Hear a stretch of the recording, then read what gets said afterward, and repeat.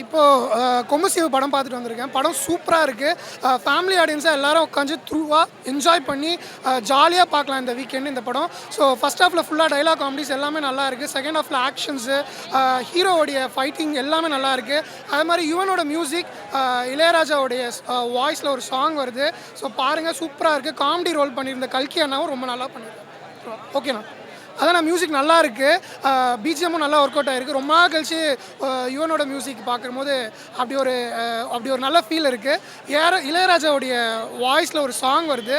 அந்த சாங் சூப்பராக இருக்குன்னா அதையும் நீங்கள் பாருங்கள். ஆக்டிங் எங்கள் கேப்டனை பார்க்குற மாதிரியே இருக்குது.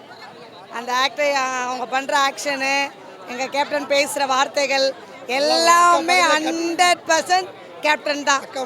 கேப்டன் தான் தெரியுறாங்க. கேப்டன் மட்டும்தான். எப்படி சொல்கிறதுனா, சின்ன குழந்தைங்கள்லேருந்து ஃபேமிலியில் முதியோர் வரைக்கும் பார்க்கலாம் அந்த படத்தை. எதுவும் ஒரு பார்க்கக்கூடாதுன்ற ஒரு சீன் அந்த மாதிரி எதுவுமே கிடையாது. படம் வேறு லெவல். நல்ல வெற்றிகரமாக 100,000 டே ஓடணும்னு நாங்கள் பிரார்த்திக்கிறோம். புரியலம்மா?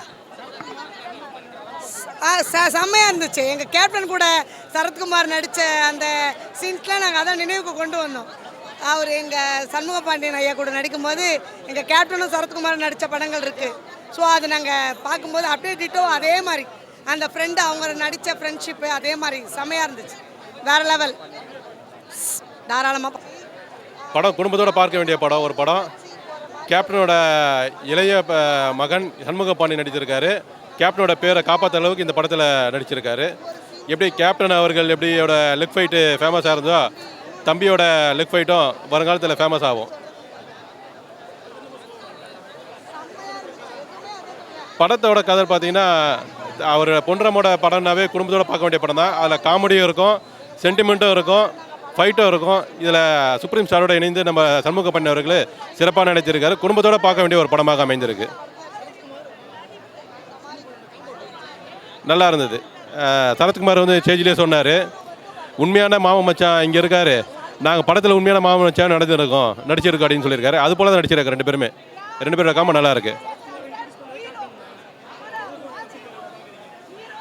அது சரத்குமார் சொல்லியிருக்காரு, கேப்டனுக்காக எந்த அளவுக்கு ஒன்றாலும் பண்ணுவேன்ட்டு. அவர் கேப்டனுக்காக ஒரு நன்றி கடன் மாதிரி தான் இந்த படத்தை நடிச்சிருக்காரு. சரத்குமார் சொல்லியிருக்காரு, சண்முக பாண்டியன் நடிக்கிறேன்ற ஒரே காரணத்துக்காக தான் கதை கேட்காம இந்த படத்தை நடிச்சேன்ட்டு.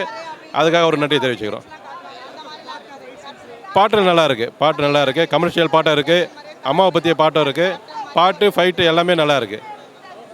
ஓவராக ஃபேமிலியாக குடும்பத்தோடு பார்க்க வேண்டிய படம் தான். படம் நல்லா தான் இருந்தது. நிறைய ஃபேமிலியாக பார்க்கலாம். ஃபஸ்ட் ஹாஃப் விட இப்போ இது நல்லா தான் இருக்குது. அவர் நடிப்பு மியூசிக் ஓகே தான், நல்லா தான் இருக்குது.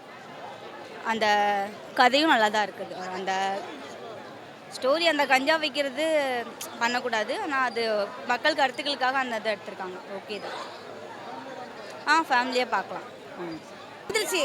கேப்டன் வந்துட்டாரு. கேப்டன் அடிச்ச ஆளே கிடையாது. ரெண்டாவது அவர் தம்பி அடிக்கும்போது மனசு ரொம்ப கஷ்டமாயிருச்சு.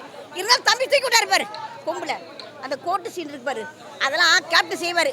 நெக்கில் சிரிச்சுக்கிட்டு அந்த நெக்கில் சிரிச்ச சீன் எப்படி சொன்னிச்சு தம்பி?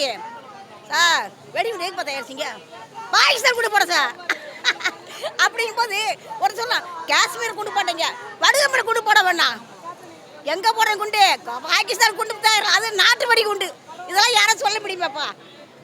அது யாரால சரி? அவருடைய வாரிசு, அவரால் தான் சொல்ல முடியும். வரால அந்த நெக்கல் பெஞ்சு சிரிக்கிறது ஒன்றும் அப்படியே காலை சொல்லிட்டு அடிக்கிறாங்க பாரு. அதை சொல்லிட்டு அடிக்கிறதுக்கு அடிச்ச காலில்ப்பா. அது கேப்டன் ஒரு ஆள் தான் முடியும்.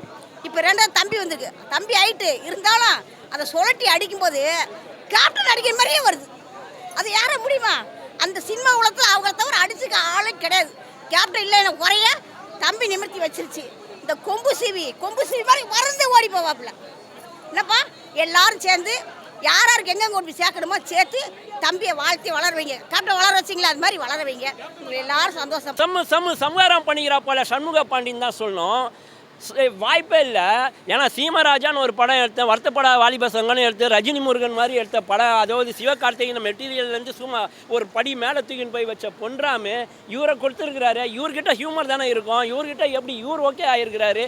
போதா குறைக்கு சரத்குமார் இருக்கார், அவர் வில்லனாக இருக்கிறாரா நட்பார் பயந்துக்கிட்டே வந்தேன். பட் பருத்தி வீரனில் வர 2 கேரக்டர் வரும் பார்த்தீங்களா, சித்தப்பும், அந்த மாதிரி இவங்க 2 பேர் இறங்கிட்டாங்க.